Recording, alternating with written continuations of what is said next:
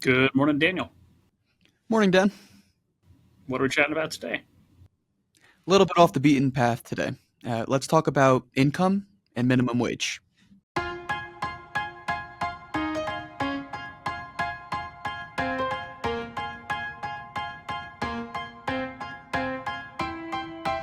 Welcome to the Science of Wealth, where we discuss the science behind financial planning and the art of learning and applying it.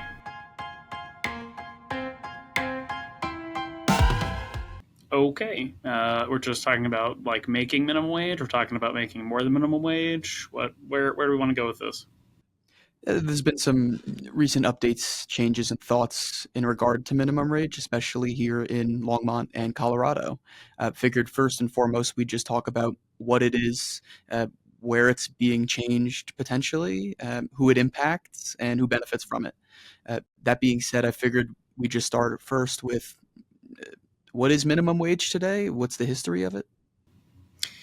I mean, simply put, minimum wage, and I think anybody listening is going to know what that is. But minimum wage is, at least in dollar terms, right, 725 federally, and that was set back in 2009. And then in Colorado, it's currently $14.81 an hour, and then that increases essentially by inflation or by CPI as measured every year. And then in Boulder County, specifically unincorporated Boulder County, so not City of Longmont, not City of Boulder or Erie or something like that, it's actually 1657. And then they're increasing it a little bit more aggressively than that. And City of Boulder has its own minimum wage, and there's a couple other kind of nits and picks in the local area. Okay, and it's my understanding that minimum wage is supposed to be for those just starting a job or teenagers. Is that correct? That's sort of the interesting comment or sort of belief, and I think we've just gotten there culturally. Minimum wage was created almost 100 years ago, back in the kind of late 30s, on the tail end of the Great Depression, and that was essentially at the time 25 cents an hour, which of course sounds crazy, but in modern dollars that was about 5.72. And then it was actually escalating then for the next 6 or 7 years into the mid 40s, where it got up to the modern equivalent to about 7.17. So, technically, the minimum wage set in 2009 is effectively greater than the minimum wage that was set at the end of the initial minimum wage when you adjust for inflation. All right. That being said, are there more or less people on minimum wage today as a percentage of the total population than maybe in the past? So there's less people on minimum wage today insofar as like the proportion of the population. We also have record low unemployment right now, or very low unemployment, but it's sort of a weird dynamic in which unemployment technically is measured by the percentage of the population requesting unemployment as opposed to the number of people who are unemployed. So, you have sort of this idea of people who've fallen out of the workforce as opposed to people who are actually unemployed and trying to get, a job. I can say, just speaking of kind of local business owners and the local business environment, pretty much everywhere is hiring in some way, shape, or form, particularly in your retail, your restaurant, so on and so forth. And so I think realistically, today, if you look at who is making minimum wage, it's largely going to be people who are like tipped workers who are making a slightly lower minimum wage, who are then actually taking home more money than the minimum wage based on their tip income and so on. Right. A lot of restaurant and service workers, I'd assume. I remember we talked about the big beautiful bill in our last conversation, and there were some updates and amendments to overtime and tip income. How does something like this factor into the equation there? It's actually interesting because it does not explicitly factor into it, right? Like, the big beautiful bill did not touch on minimum wage and say like you have to be a minimum wage person to then benefit from the overtime or the tip tax exemptions, right? You just have to be below a certain level of income, which you're miles from that level if you actually genuinely make minimum wage, even with tip wages. The interesting thing is that, when the labor law was passed, including minimum wage back in the 30s, it was the same law that also introduced the concept of overtime, the idea that we have today, where if you work for more than 12 hours in a day, or if you work more than 40 hours a week, you have to be paid a premium for that time. All of that sort of flowed through in the law at the time, because what they were trying to get to was a minimum threshold of living but also what they were trying to get to was an understanding of essentially that we need to get more employment. And so the idea of capping work at 12 hours a day or 40 hours a week was less to do with trying to give those people who did it more money and more about disincentivizing employers from hiring extra people. Okay. And you mentioned how this is adjusted for inflation or CPI, and Colorado's minimum wage is pretty high compared to the federal minimum wage, and even just Boulder County's on track to be almost 2 to 3 times more than the average in the next couple years here. What does that mean for the area and just the minimum wage in general? So the interesting thing is that because the CPI adjustment keeps going on in perpetuity, we sort of have what is going to be an inflation-based minimum wage or de facto minimum wage forever, unless the federal government or something changes and they jump past it in some way, shape, or form. In Boulder County, it's sort of on this accelerated track. And in Colorado, there was a law passed in 2009 or 2019, excuse me, that allowed cities and municipalities to go ahead and accelerate either by up to 15% a year or up to $1.75 per year, but only the greater of the two, right? So you could do up to 15%, and if 15% was less than $1.75, you could do up to $1.75, and if 15% is greater than $1.75, you can just do 15%. Boulder County is on track to essentially get all the way up to essentially a maximum amount of $25 an hour 5 years from now in 2030. And the city of Boulder is doing the same thing, but a little more gradually. They're doing it where the minimum wage is set to increase by 15.57 this year. So it's about 60, 70 cents past the state wage. And then it's going to keep jumping a little bit more to 1682 and then 1817 over the next 2 years. And all of this is just sort of accelerating in a way where, the labor market is self-adjusting. Like the de facto minimum wage in Boulder County right now is more like $16 to $18 an hour. Most people are not going to work for less than that, except in special circumstances. And if you go apply at like Walmart or Target, that's what you're going to get paid minimum. If you go work at Wendy's, I think it's $20 an hour. So like you can definitely make the minimum wage or more in low skill retail, service jobs, etc. But it creates an interesting effect because there's a compression that happens right when the minimum amount of money people can earn is at a certain level. Then it starts to rise and rise and rise and rise. What happens at upper levels of income where people go, well, I was making good money relative to the overall labor market, but now I'm making a lot less money relative to the overall labor market because I was making, let's say, 50, and people making minimum wage were making 28, but now they're going to be making 45, and now I feel like I'm a lot closer to minimum wage than I used to be, and that's going to shift my perception of what my income is and how much I deserve. So you think there's almost like a comparison part of it too, just seeing what other people are earning relative to what you're earning? There's always a comparison thing, right? Like if I said, Daniel, you're really well paid, right? You're making $79,000 a year, outside of benefits and bonus comp and all of that. By the way, the people at Target who stock the shelves are going to be making $70,000 a year. You would probably not feel quite as well compensated or remunerated in your role for your skills and talent and going to college and all of that as you do today. I guess that's fair. Uh, so how is this impacting Longmont? From what I've read and heard and discussed, they're making some decisions themselves. So the city of Longmont has been under pressure for the last year, particularly by sort of the Boulder County commissioners who passed the first minimum wage acceleration here in the county, essentially to go ahead and pick up their minimum wage quite a bit, or to align with the county. And the argument that was being made there was like, well, if you don't raise your minimum wage, then all the minimum wage people from your city are going to leave your city and go somewhere else. But the inverse has sort of been happening. What we've seen is a lot of businesses in unincorporated Boulder County are either consolidating employees, right? We're going from multiple part-time people to a handful of full-time people, or in some cases are just closing up entirely. So, City Council here in Longmont has not made a decision to accelerate the minimum wage, but they are under political pressure to do it from outside entities. All right. So at the end of the day, what's the big deal? Are there people that are severely impacted by this, or is it just as simple as raise the minimum wage, people make a little bit more money?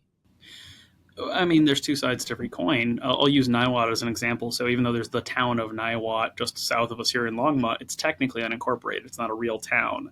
at least like in a political legal structure sense. And the consequence of that is that they are subject to the unincorporated Boulder County minimum wage requirement. And so just since the start of this year, when the minimum wage kicked in the county, there's three businesses that have closed that were all employing minimum wage, service employee type folks. 50 jobs have been lost between those businesses and a couple other businesses in the community. It's estimated that over $2 million of wages have been lost. Now, I'm hopeful that the people who lost their jobs, closed the businesses, et cetera, have been able to pivot to other jobs, other places, and find other opportunities. But just to be clear, as of July, right, or July 1st of this year, right, in the first 6 months of the year, there's $2 million less that people have earned or been able to earn, despite the fact that their income was supposed to be able to go up as a result of this law and so on. The other side of this is yes, right, there are people who are still employed, who are still being paid minimum wage, who are making more now. So there's a net factor here that we have to kind of be able to balance or think about here. But like the city of Denver, when they did their acceleration starting back in 2021, they have had 411 restaurants close net, right? So they haven't just had 411 close and 200 have opened. Like net of all the restaurants that have opened in Denver, 411 restaurants don't exist anymore. Wow, uh, that's a pretty staggering statistic. Hearing something like that makes me realize and start thinking about something like tips. When you see the percentage that we are obligated or socially pressured to pay to restaurant employees when we tip, it seems like a downstream impact or effect of just this conversation here. Well, there's an interesting thing in Colorado, which is our Constitution says that the tip credit is no greater than $3.08. And what that means is, tipped employees cannot be paid anything less than $3.08 below the prevailing minimum wage in any area. And then that, tips are allowed to make up the difference. But when they passed that law, they passed it at the same time that Colorado did its last minimum wage sort of activity back in the 2000s, when the minimum wage they tried to set before the federal minimum wage was about $7.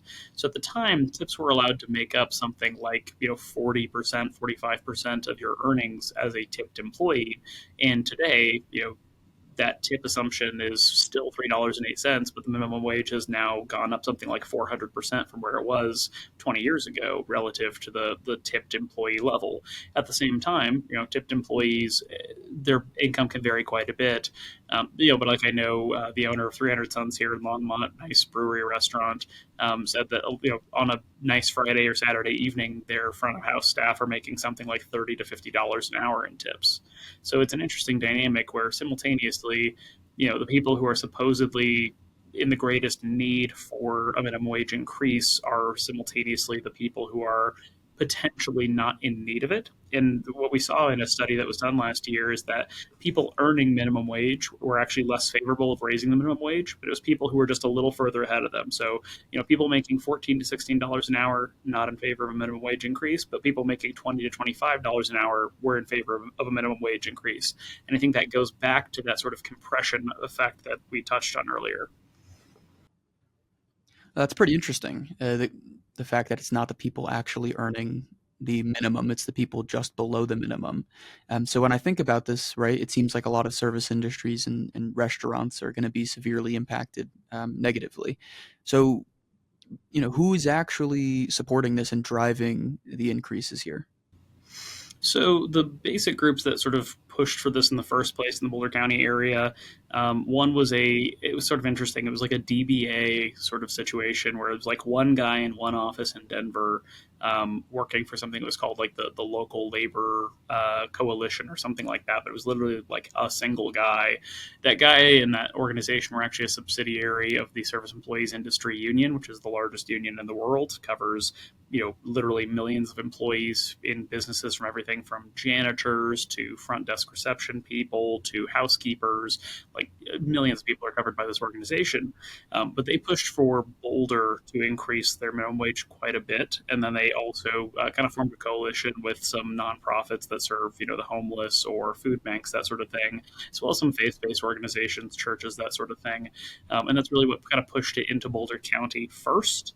And then flowing from that now, we have more pressure from the city of Boulder and from the Boulder County commissioners, essentially to sort of get with the program. And that's sort of where a lot of the pressure is coming from. All right, so union churches, other non-religious organizations? Exactly what's in it for them? I mean, not I'm not trying to be anti-union or anti-nonprofit or anti-church or anything, but I mean, just speaking in sort of the realpolitik of what happens there. Unions typically make something like 1 to 3% of their employees, or not their employees, but their union members' income is the way that their dues are funded. So, if the union employees are, let's say, contractually guaranteed to make 25% above the minimum wage, and the union then gets paid 1% of their wages, and then their wages go up by 25, 30%, then good news, the employees make that much more because the minimum wage has gone up, but also then the union's dues get to expand. Like it's sort of just a basic business decision on their part. Not to say it's a good or a bad thing, but that's sort of the basic mechanic there. On the part of churches, right? Churches regularly tithe their members, and so if their members are making more money, and they typically ask that you pay 5 or 10% of your income to the church, then again, the church is going to benefit from that. Maybe the same if we told all of our clients, you need to be $500,000 wealthier tomorrow because we charge as a percentage of net worth. And then in total fairness, right, for whether it's the churches or some of the other social nonprofits that work with food hunger or homelessness or those sorts of things, right, a lot of those problems are downstream of losses of jobs or losses of income or not having enough money to make ends meet. And so there's sort of an easy silver bullet thinking here that you can just raise minimum wage and that's going to magically solve that problem for a lot of folks.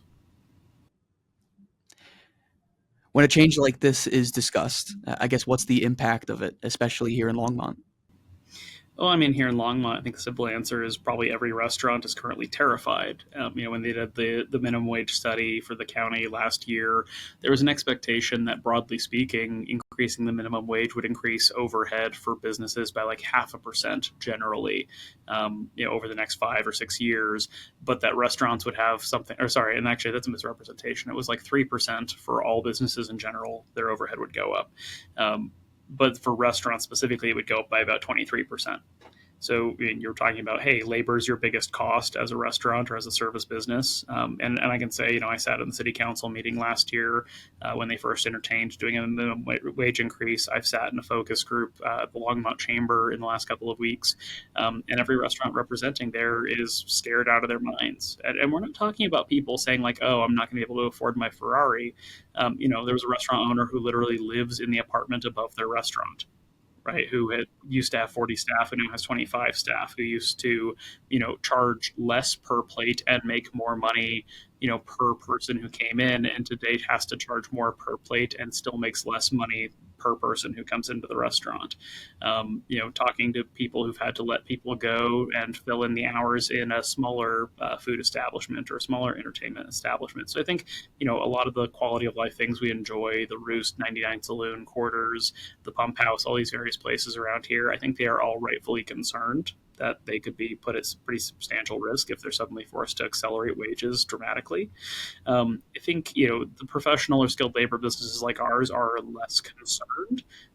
But for those businesses that maybe hire a couple teenagers for the summer or something like that, that there's kind of a business question here about like, well, I was happy to give a kid their first chance, but if it's going to cost me 20, 30, 40% more in a rapid period of time, that's kind of shifts from being a luxury to being a bit of a problem. And so from that standpoint, you might see a bit of work role job consolidation. And then just the general broad thing, and I don't want to play a small violin for my fellow business owners, but the state gives us something new to do essentially every year, something new to pay for every year. We have the family program as far as the paid family medical leave. You have new compliance requirements. You have new unemployment surcharges, like the uninsurance tax we have to pay at the state level for payroll this year essentially doubled because so much unemployment has been paid for over the last 5, 6 years because of COVID and whatnot that the state needs to replenish it. And so they're just saying, hey, good news, business owners, you get to double what you pay us this year to help us make up for some of the shortfalls in those programs. And so the trick is minimum wage going to be the thing that drives a business out of business? Hopefully not. But is minimum wage on top of X, Y, and Z potentially enough to tip something over? Yeah, I mean it's a real risk. All right, so that's a lot. I guess what can people on either side do about it? I mean, basic answer here is you have to make a decision. If you're on the labor side of this equation, you're probably, I don't want to say indifferent to the minimum wage conversation, right? If it happens, it happens. If it doesn't happen, it is what it is. But if your question or your concern is like, hey, how do I do better? The basic answer is improve your human capital, right? Go out there, go to school, learn a trade, right? You don't see electricians, plumbers, carpenters making minimum wage. You don't see people with accounting degrees making minimum wage. You don't see people working in banks making minimum wage, right? It's about being more valuable in general so that you can command a better price instead of just making what any random employer offers you, and they're going to offer you the sort of the minimum of the scale. And from a business standpoint, the basic answer is that they're going to have to pay market rate for people's wages and time, whether the minimum wage goes up or not, right? There is a de facto value, right? I mentioned sort of the de facto minimum wage in Boulder County.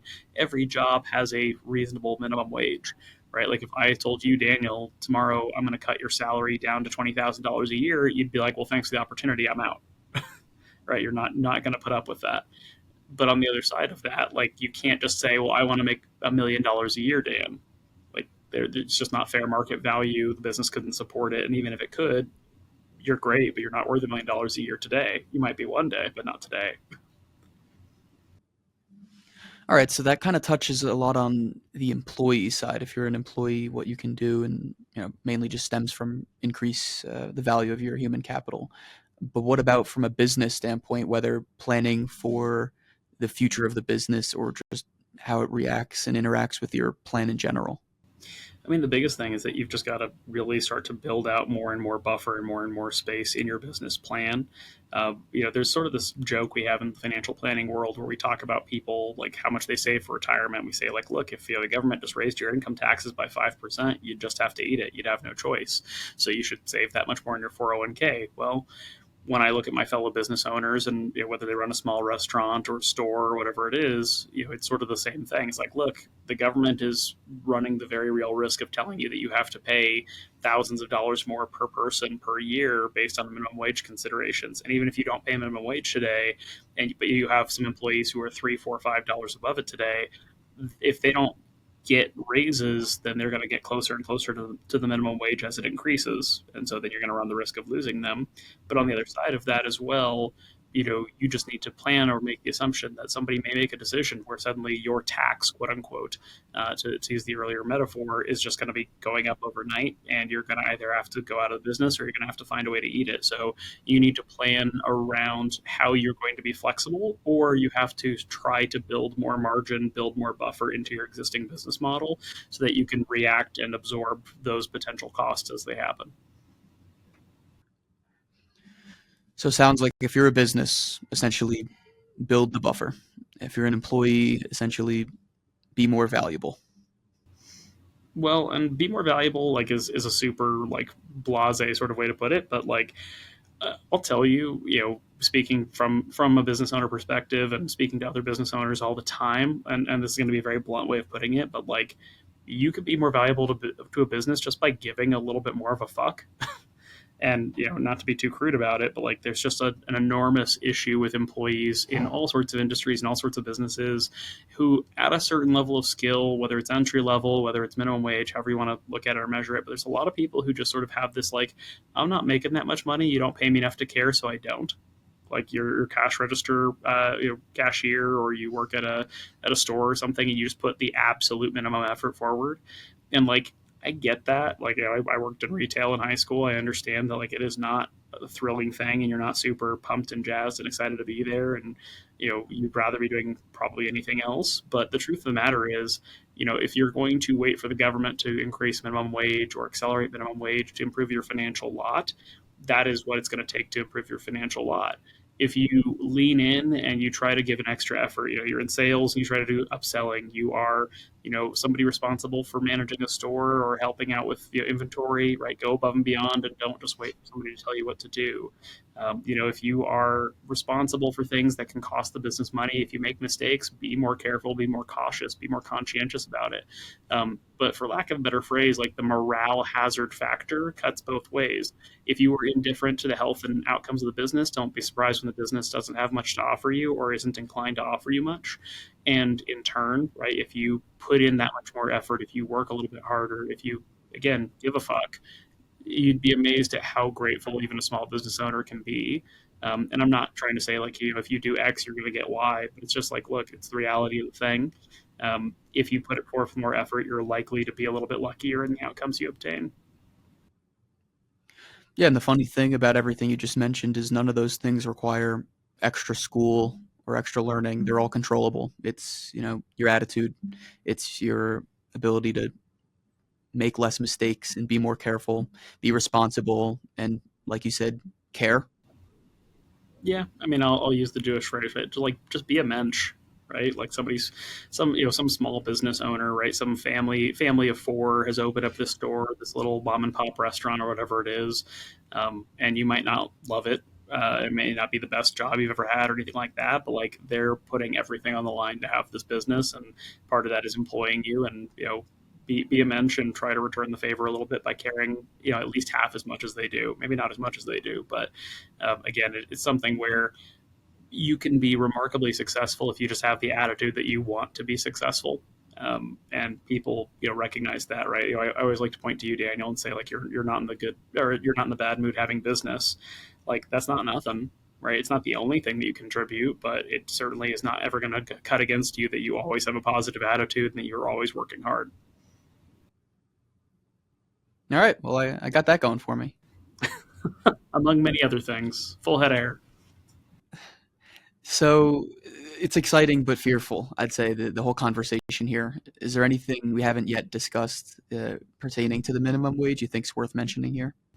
I think what I'll just say here, whether you're on the employee side of this, the business owner side of this, the regulator side, or the county politician side, or the city council side, whoever's listening, minimum wage is a tool, and it's an incredibly blunt instrument. I think there are a lot of problems, the various constituencies that are advocating for raising the minimum wage or accelerating the growth of the minimum wage since it's already raising every year anyway.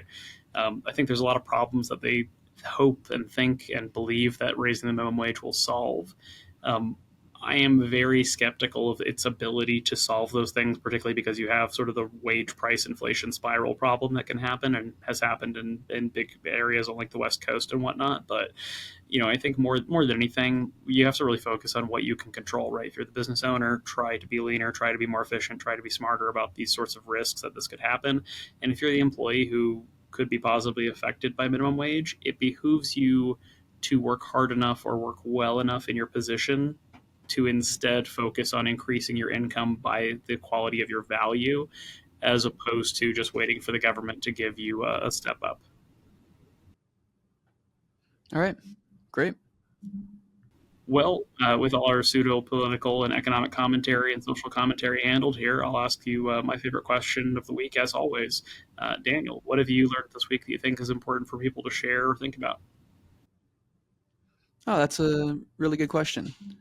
Um, I believe in the spring you went to an FPA conference, and one of your takeaways was that we as advisors, when we meet with clients via Zoom or online or phone call, feel it's a very productive use of time. However, clients feel it is a less productive use of time, to kind of paraphrase.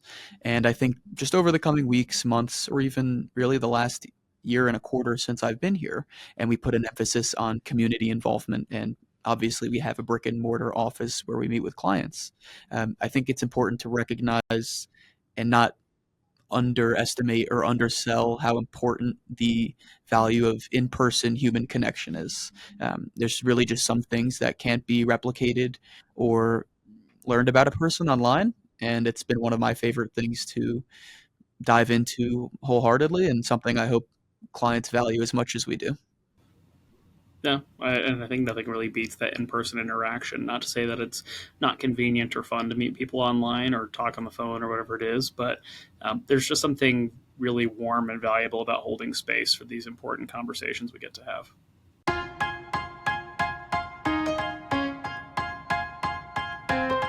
The The Science of Wealth is produced by My Wealth Planners, a registered investment advisor in Colorado. The theme song is This Is Your Time by Dan Phillips. The podcast is intended for educational purposes only and is not investment advice or any other form of advice. Not all material discussed on the podcast is appropriate for every individual in every circumstance, so you should consult with a certified financial planner, tax professional, or legal professional as appropriate before attempting to apply any of these subjects, strategies, or tactics discussed on the podcast.